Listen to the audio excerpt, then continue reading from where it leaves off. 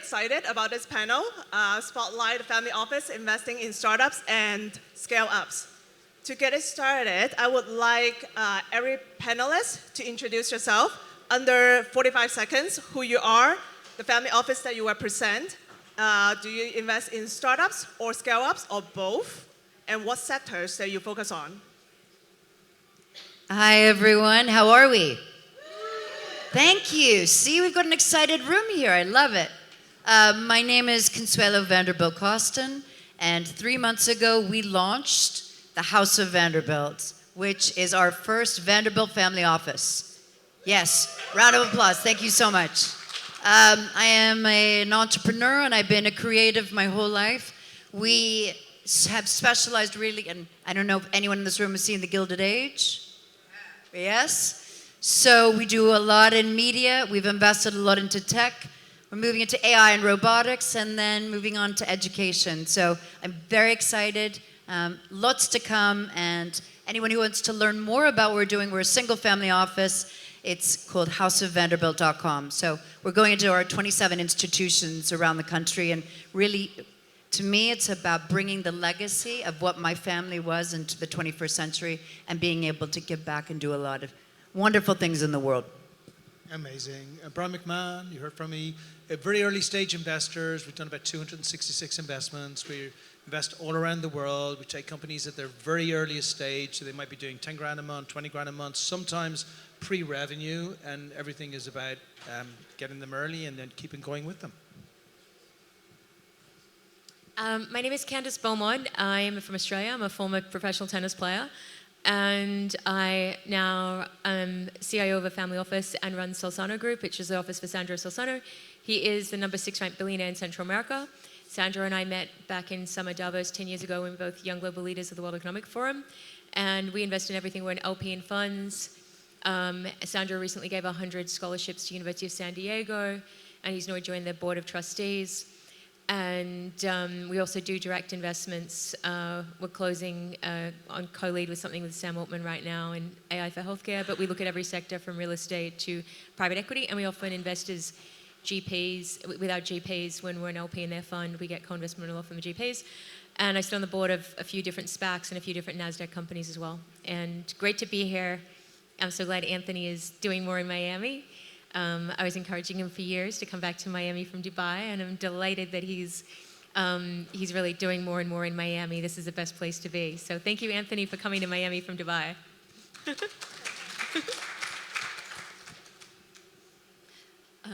Hi, I'm Rosemary Sagar, and I manage the Sagar Family Office. I spent 20 years in institutional asset management, mostly GE and US Trust.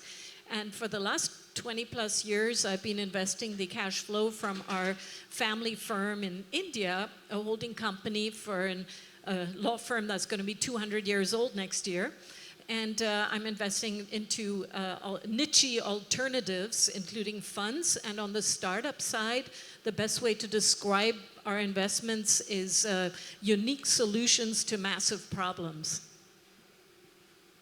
Hi, I'm CJ Turcotte and Christian Joseph for the people that know me. Born and raised on a reservation in Canada. I'm single family office. We invest in startup mainly with the impact side. I love to make a difference, and even if that doesn't pay off, at least I'm trying to do a better world with my investment. So, and I have a nonprofit also called Nick Mack Foundation. We shelter survivors from sex trafficking. So that's my big why. Hello, everybody. My name is Mark. I manage our family office, Mingenta, together with my wonderful wife, Janine. We are based out of Uruguay and Switzerland, and we're a pretty boring family office. We have our roots in real estate. We have a very long-term strategy based on land banking and real estate developments. And we have one strong commercial side through our healthcare venture, Pansante. We build hospitals globally, sustainable hospitals powered on renewable energies, producing their own water and their own oxygen, having projects in Africa, Latin America, Europe, and here in the US at the moment. And we don't invest much in startups, but if we do it, usually at a very early stage where we can contribute much more than money through our network and expertise. Good morning, everyone. I'm Vineet. I'm not with Cypher Capital anymore. That was my second fund. If anyone comes from Middle East or crypto, mostly knows me. I built two funds before this. First fund did a 50x, and this one was a 6x in 2 years. And I'm building Sigma Capital. We've done 300 plus investments only in digital assets. So if you buy crypto, out of the top 120 are mine. Ton, Solana, Sui, all of them are my investments. People got excited with crypto last year, when Trump came in and launched the Trump coins and stuff like that. And I think on this stage, I said next year you are seeing a 70% drop. Someone just mentioned it to me. This was told on CNBC as well. And now everyone's saying crypto is dead. This is the time to be in crypto. And that's what I'm focusing on. Hopefully build a multi-billion-dollar fund in the next 10 years. Thank you.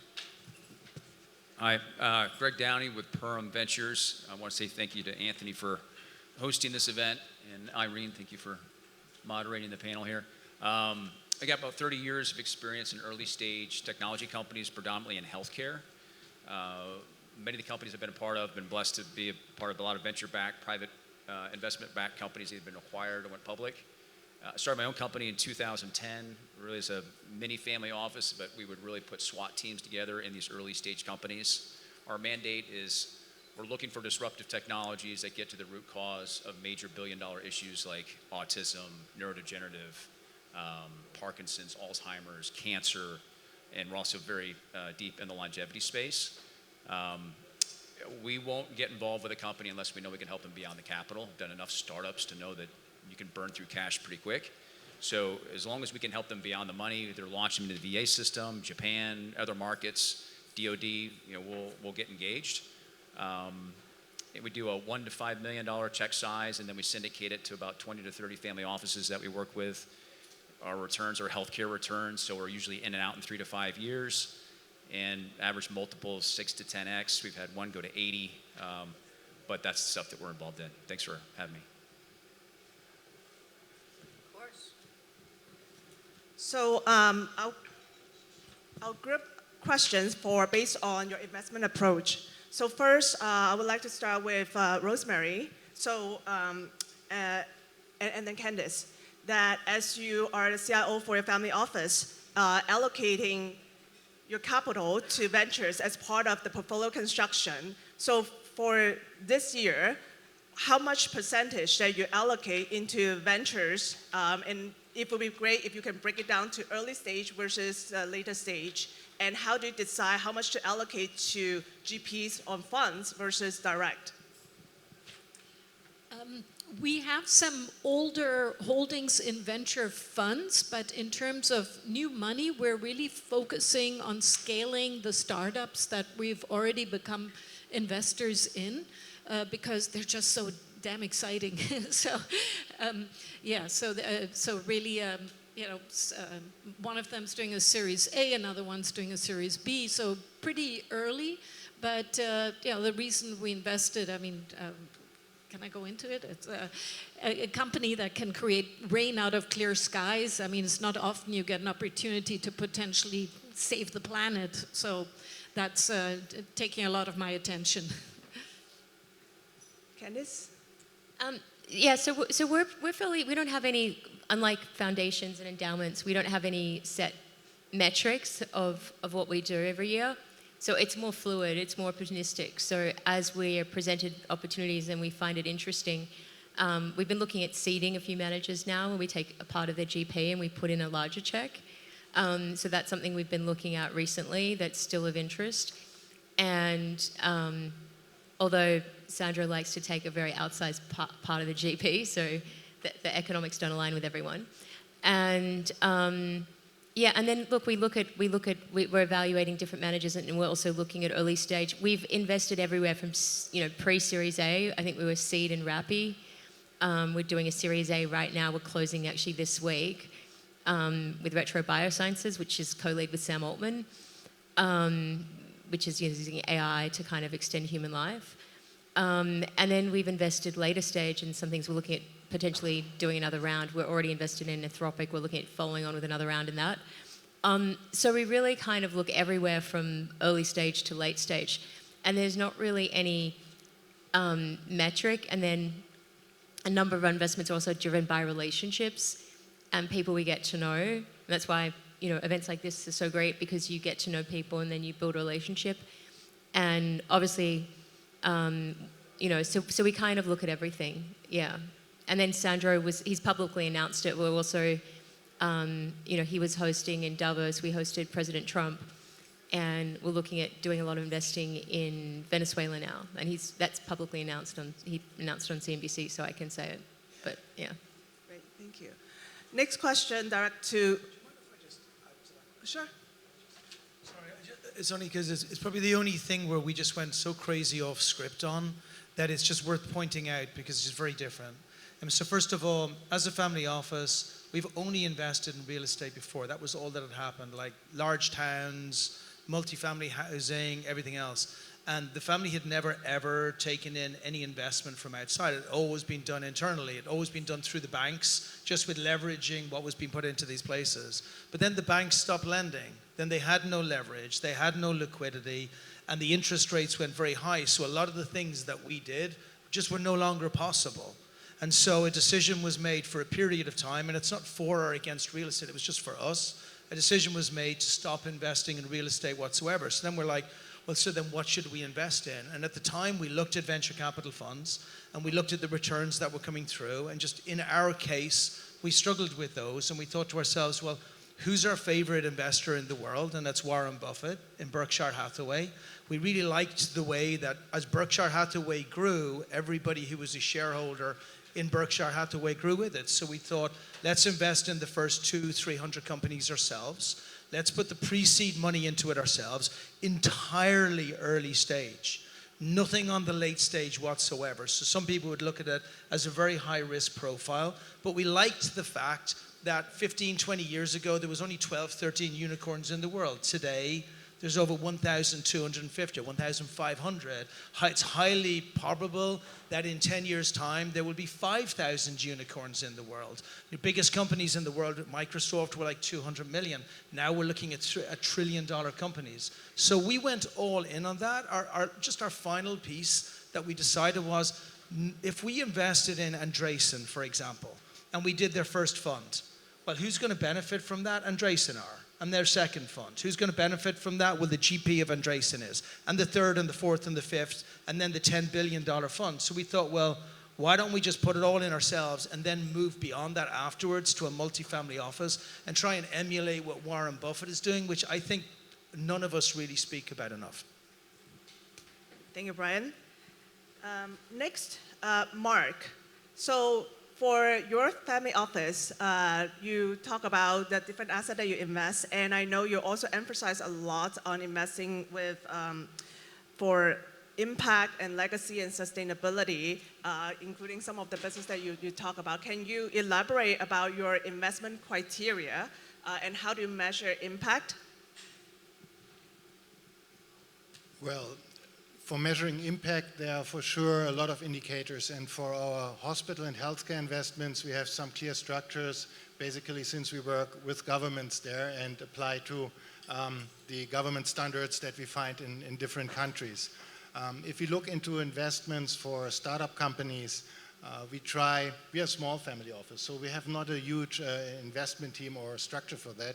We look into the founders, their ideas and their passion, and I know everybody says they look into founders when it comes to investing in companies, but we try to look much deeper. We try to understand if the founders are internally ready for success, if they can really live with success if it comes, and we try to help them, if this is the case, scaling their ideas. So impact we define in ideas that we personally see as impactful for the world. We try to avoid any kind of investment that might financially looks interesting for the moment, but has no real plus value for no one besides the investors. So we try to see if an idea can really create an impact in the life of people, not only in the life of investors. And if we see this criteria fulfilled, we might move forward.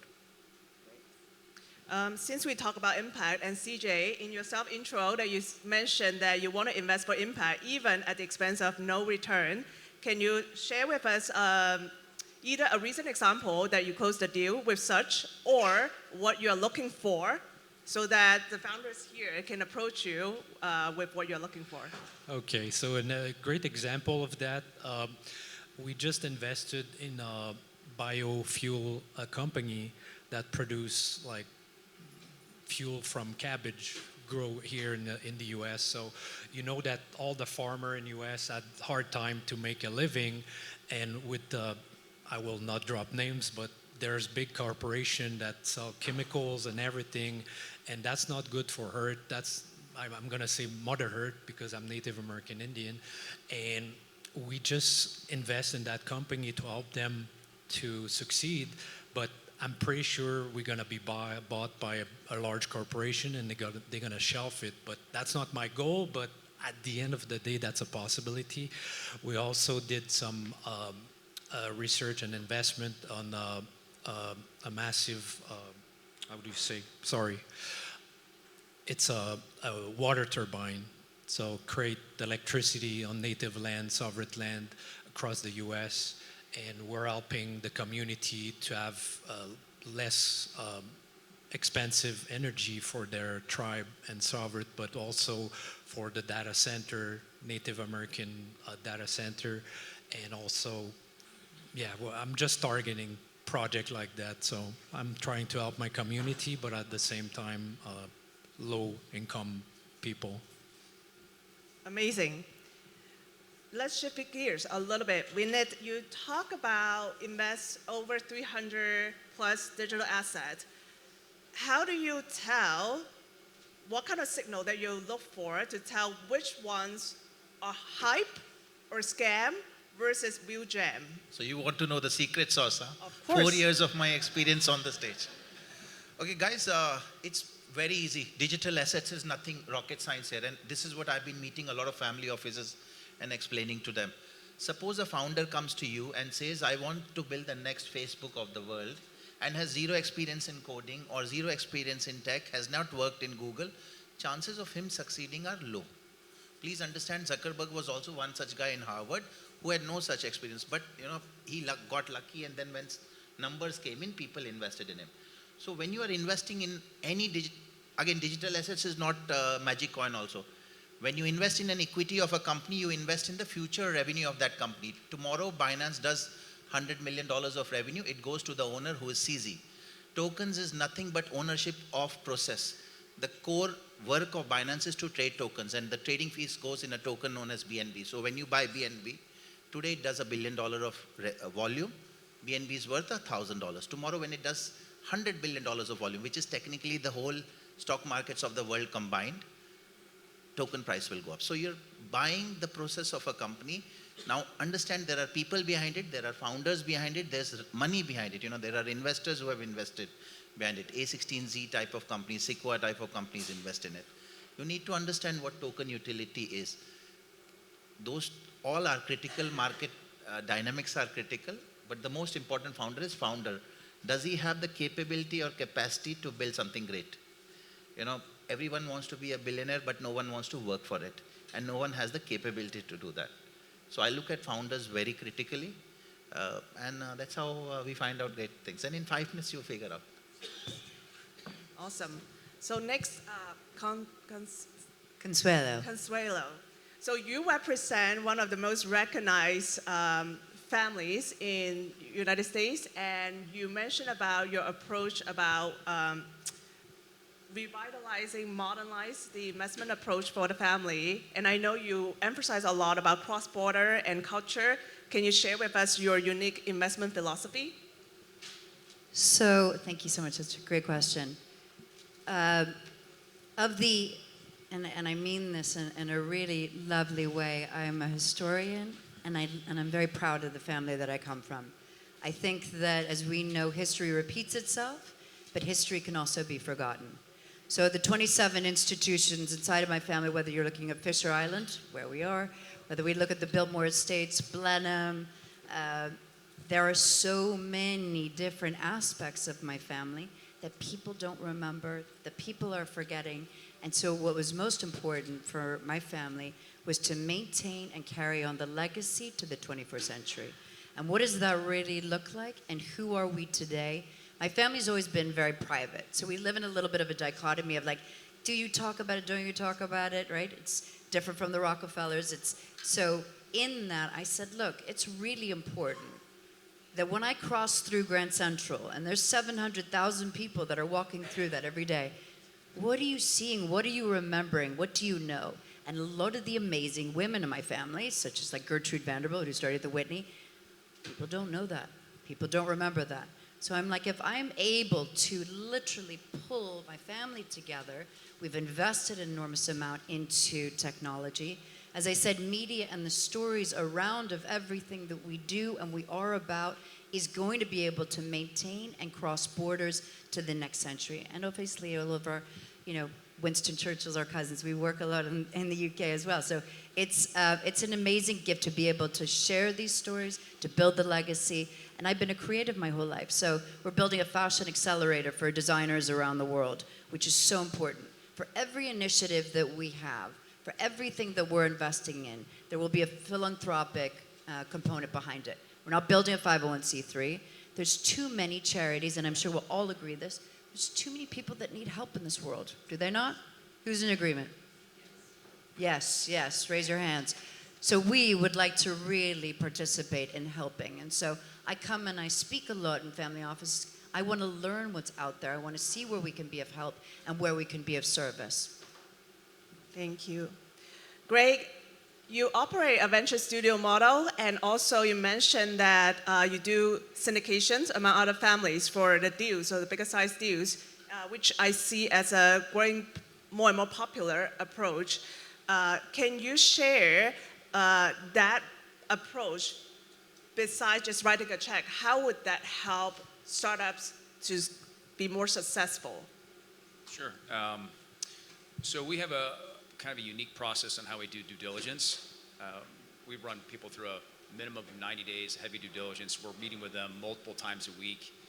A lot of times, if anybody's worked with early stage companies, is you start digging into their stuff. We do a lot of PhDs, a lot of MDs, like really brilliant people. But you get into their materials, you're going, I have no idea what you're talking about. Like, what is this? So we try to figure out where the nugget is, where the IP is, where the play is, and then we analyze the entire team and find out what their strengths and weaknesses, because this is all about investing in people, right? If you invest into technology and have a bad team, you're gonna have a zero-sum game, right? So we invest in people, and so we do this analysis process where we're not only fixing and building elements inside of the company, manufacturing, strategic relationships, channel partners, revenue, technology, IP protection, international expansion. So now investors look at these early stage companies and they look very mature. And they look like they got all their stuff together. And so when we go through that whole process, well, we're able to analyze them at a level that most people don't. And so the reason why we syndicate it is we've been kind of ham and egging it with our network and our friends, putting these companies, getting them financed, getting them in the market, and looking for exits usually relatively quickly. 3 to 5 years is on average. But when we syndicate it, most of the capital is coming from either other families or it's coming from strategic partners. In the last 4.5 years, we've helped put together about $850 million for early stage companies. Not one of them came from a venture capital firm. Like, I have nothing against venture capital. It's just that's later stage stuff. So we're usually early stage, pre-revenue or starting to generate revenue. The most mature one we have did like 10 million in revenue last year. But there's some that are within 6 to 12 months of revenue, and we know we can help them. And so if we can help make that happen and hit these inflection points, you de-risk the investment altogether. And so by bringing in the strategic capital, that's a bigger channel partner, bigger potential player, you've already teed this thing up. And so a lot of the times it's not even making it to venture capital. It's getting acquired or licensed very, very quickly. And so it allows us to safeguard capital. I've been a part of lots of different companies where money's come in. I was part of the dot-com thing years ago with Kleiner Perkins, Sequoia, Oakwood, Goldman. And I saw 160 million just get vaporized. It can go in the wrong places. And so, especially dealing with really smart people. Nothing against smart people, but you can engineer something to death and it will never get off the plate. And so that's where we bring in our teams and have this particular mandate and strategy, structure, process to take them through this to where we can analyze them and then know how to syndicate them to the right people. And it de-risks everything in the process. Awesome. Next, I want to go through the line as a lightning round. The question is, what sectors, industries that you feel and believe right now is overhyped versus the ones that you think have been overlooked that you are doubling down on? Okay, great. So overhyped AI. So we now surround ourselves with really smart, AI people thanks to this young lady right here. So anyways, we look AI. I think there's elements to it. I look at AI as kind of like what blockchain was 5 years ago. It's like everybody's got blockchain, and then before that it was the .com, and so it's like there's a lot of hype, but eventually it settles out, and you find out what really has the meaningful IP. What I think is undervalued is precision medicine. That's the area that we're 80% is our focus. Is that if I can get to the root cause of a particular disease of a particular person, I can reverse most diseases, about 95% of them, without causing significant collateral damage, which is Western medicine. And so we're a big fan of that. We're now learning how to scale it, how to replicate it. And so that's where I think is largely overlooked. And everything that's been happening over the last 5 years, what we all know, what we all went through with the masks, is what we're seeing with turbo cancers. We've seen a 10-year-old with colon cancer. We're seeing a huge spike in neurodegenerative diseases. Like, if we don't get this stuff out of our systems, it's going to be pretty ugly. So we're very focused on the precision medicine side. So I think I'll agree to that. AI is the most overhyped one. There was this Sky documentary which was on the .com bubble, and they said all the .coms vanished, as well as the infrastructure guys, the guys who laid cables, also vanished from the world. So AI and data centers are really up there. When you're putting in $200 million to build up AI data centers, in the end, 1 year later, the stock market goes and sees the revenue that you generated. Zuckerberg giving $100 million to hire a person is not important. How much revenue did he generate is more important. So I think AI is one of the most overhyped one.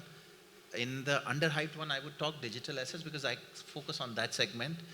People still don't understand what digital asset represents. People just buy, they go to the, ball and buy a Trump coin at that floor. They don't even understand that it doesn't have any value. So I think anything that people don't understand and has potential to get adoption as well as users is the next big thing. And that's where I think crypto will be big. Well, I would say in general, AI could be called overhyped, but mainly the part of AI is overhyped that doesn't bring a real value. We see a lot of companies inventing something just because it's AI. And often it's not asked how we can make everyday life better with the techniques we have right now available. So I would not say it in general, but a special segment in AI for sure is. Underhyped for me for sure is medtech, but in a very global sense. We see, of course, many companies developing amazing therapies or medicine for specialized indications. Cancer is one of the fields where a lot of companies fight with great innovations. But this is a little bit a luxury problem we have in the first world. We see, on the other hand, that the majority of the people globally have no access to good health care, and that a lot of innovations for simple approach for them to have a better care could make a huge difference. And this is a segment that might is not headline grabbing, but attracts a market of 4 to 6 billion people and should have more focus. So for me, what's the hyper-hype? I'm going to say, I agree with you, Greg, and my colleague here.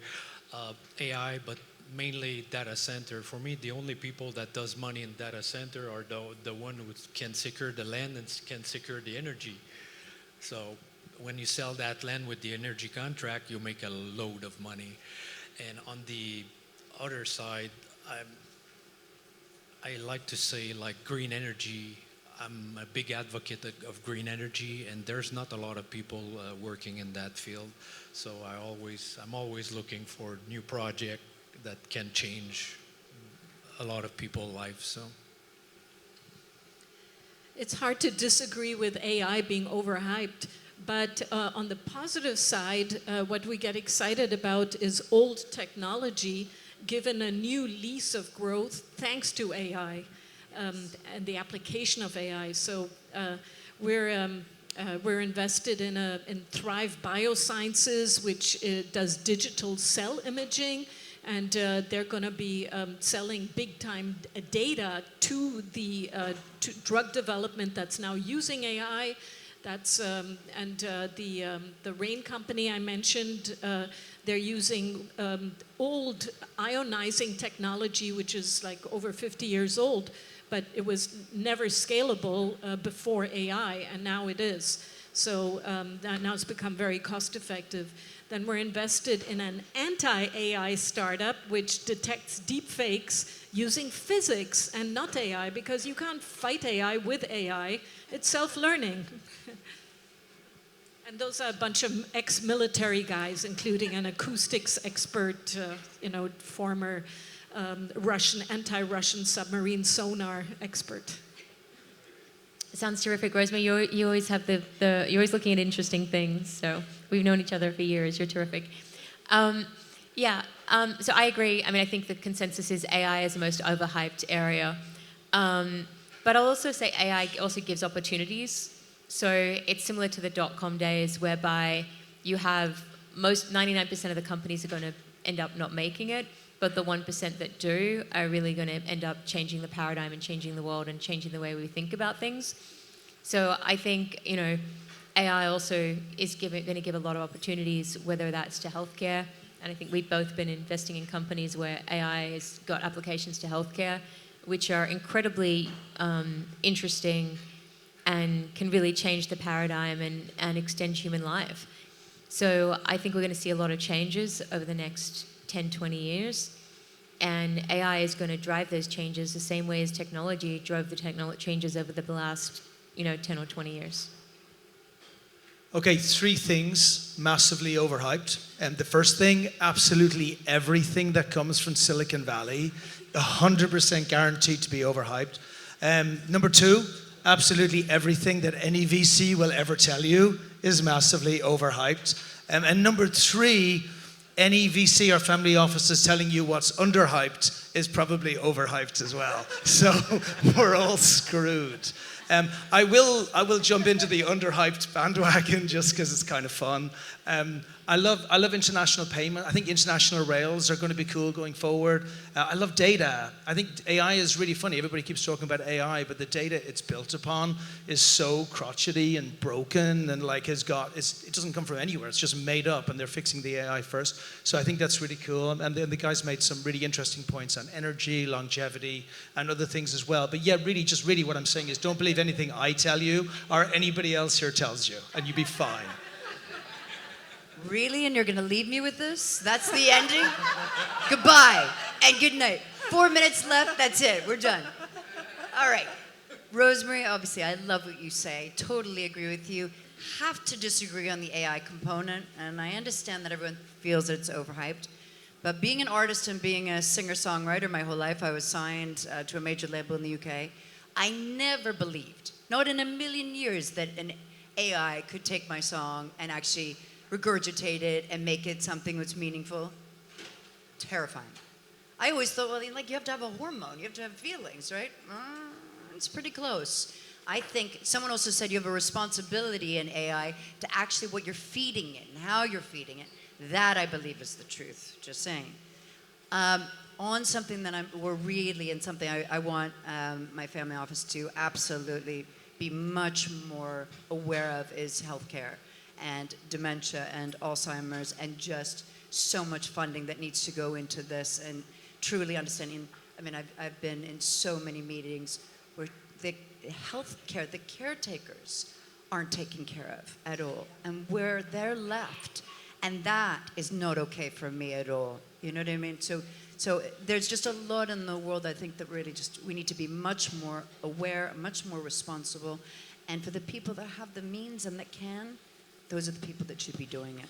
So sorry, my disagreement on AI, but just saying, talk about music, and now that, we're talking about hormones. Yes? See, the point is not that AI is not adding value. It is definitely adding value, but it's like cost of user acquisition. The amount you are paying, will you get lifetime value out of it? Will people pay that much money to return the money? That is the concern. If you buy something for $200 million and it is not going, in its 10 years, going to return that $200 million, it's How do you negative. know, though? That return on that song could be residuals on that song, just saying. You have no idea. Just saying. You're talking, we don't know. Okay, so we have 2 minutes left, and we don't have to go by any sequence. Just if you have some thought, just shout it out. And the question is, we have founders in this room looking for capital. And for you, within the next 24 hours, if they want to approach you and get your interest and stand out, what's one thing that they need to show you? It could be ARR, it can be how much user growth in whatever months, or what else? What is the thing that you're looking for? It's pilots, early customers. Show me traction. Traction, and because digital assets, token utility. For us, speak with us about healthcare.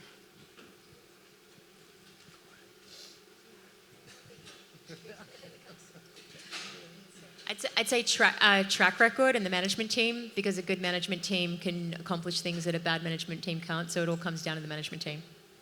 I don't want to be fluffy with this, but you see it in people's eyes. You just see it. It's a little bit like love. It's like you look across the table, you see a thing in a person, and there's lots of other people in the room, but that thing in that person, I'll just give you a very quick example. I had this guy from North, which is a company that reduces the cost of like AWS in New York. And this guy, like I'd heard from him that he would do anything to bring in sales. And I called him up and I'm like, hey man, I heard you're really good. You're super early. I want to do a call with you to see if I can invest. And I'd like to do it at 10 o'clock on like Thursday. And he's like, dude, I don't do calls with VCs when I should be calling founders. So if you can fit in afterwards, I said, you can stop right there. I'll invest. Like you just see it. There are certain people, Vineet said it earlier on, which I think is great, is that most people can't do this. Building a company from nothing is physically impossible. You're better off getting a lottery ticket. But the chosen few, you see them. I'm gonna add a little something. I totally agree with you. Sometimes we're seen as a wallet walking. So just try to create rapport with us before pitching us. That's the only advice that I can say. Yeah.